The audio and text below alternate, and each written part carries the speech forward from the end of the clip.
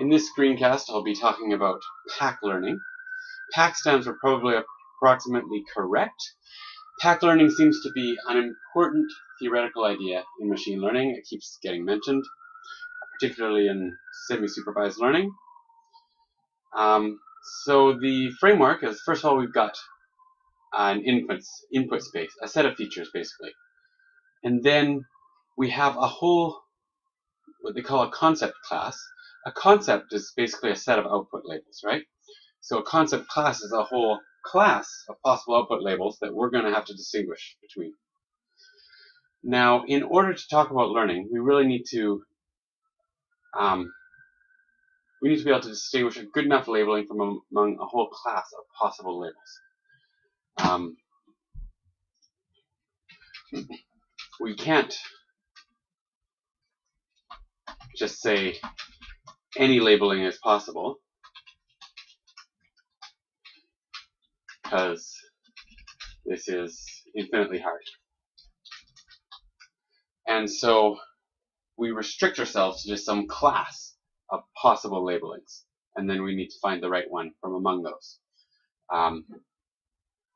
Because if you have any possible labeling, then you can basically mix up the data as much as you want and make it infinitely hard to make correct predictions.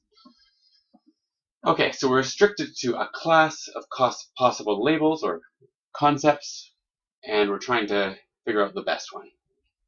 Now, what they're going to assume is that we can get random samples from a certain distribution of these feature values, okay? And so that's what I'm explaining here. D is the distribution that we're drawing our samples from, and then we're going to get the correct label, C of X. So here, C, this would be the correct, they'll call it hypothesis later. I guess it'll be the correct concept in this case, or the correct label. So we don't know this. We're not necessarily going to output the correct concept, but we should be outputting something close enough. And that's what this is explaining. So this is, in order to be PAC learnable, we need there to be some algorithm which can get samples from this according to this distribution, and it also gets some inputs on basically how good we want our results to be, and with probability at least this, so the probability of making a mistake is del basically. A outputs a hypothesis, and so this hypothesis will be, it's in this concept class. This is going to be a concept, not necessarily the same as this, but close to the correct one, hopefully. It has an error less than or equal to epsilon, with examples drawn from X, with this distribution D. And so if there's an algorithm for every concept C, so no matter what this C is, if there exists such an algorithm, and for every distribution D over X, and for all these epsilons and dels, so basically we're thinking of these being really small, epsilon and del being really small.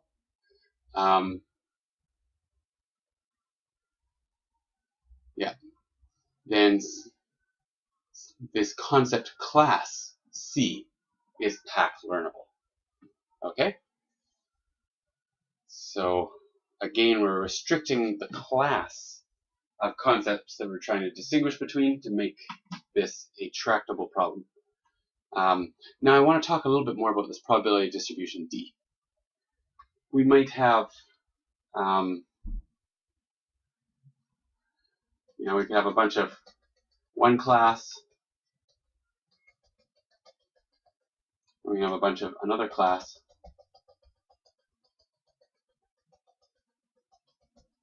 and then we could have some region where there's overlap, right? Where they're totally mixed together. Just some tiny region. But either by making our del small enough, or by making our D focus on here, right? We could make it so that our probability of picking from here is very high. Then we would show that it depends on our concept class, but basically we won't be able to distinguish between these. for probability distributions that focus on here. And so this would be not PAC learnable.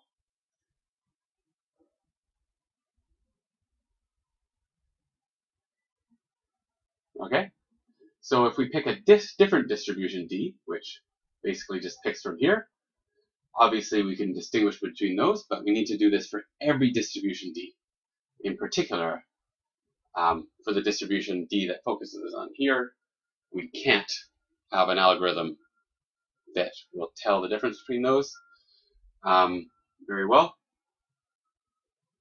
This is kind of fuzzy, not quite correct, kind of hand wavy, but I think that's the idea. Yeah. And then they talk a little bit about efficiency in terms of polynomial 1 over epsilon, 1 over del, and the instance length, since our space of input features could have multiple dimensions. Yeah. All right. That's it.